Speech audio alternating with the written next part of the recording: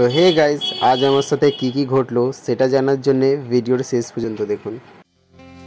আসসালামু আলাইকুম গাইস। তো অনেক আশা নিয়ে নেক্সট ভিডিও পোস্ট করলাম। তো আজ ছিল ছাদ ঢালাই আর আগের দিনই রড বেঁধে কাজ কমপ্লিট করা ছিল।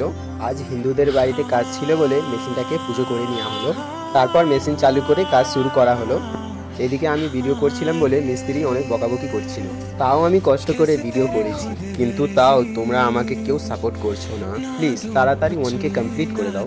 এখানে দোতলায় কাজ হচ্ছিল বলে সবাই হাতাহাতি করে মশলা বইছিল। আজ রোদটাও তেমন ছিল বলে সিঁড়িতে ওঠানামা করতে খুব কষ্ট হচ্ছিল। অবশ্যই বেলার দিকে মেঘলা করেছিল, কিন্তু গরম কমে না, একদম গুমসুমে গরম ছিল। আর আমার খুব কষ্ট হচ্ছিল বলে মিস্ত্রিতে একটু ফাঁকি দিয়ে নিচে চলে এলাম।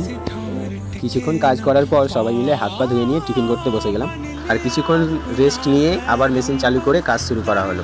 আর এদিক ওইদিক করতে করতে বেলা 1:30টার মধ্যে কাজ প্রায় শেষ। সরি গাইস, কমপ্লিট কাজ তোমাদের দেখাতে পারলাম না, মিস্ত্রি অনেক বকাবকি করছিল, তাই আশা করছি নেক্সট টাইম কমপ্লিট ভিডিও দেবো। আজকের মতো এইটুকু, আল্লাহ হাফিজ।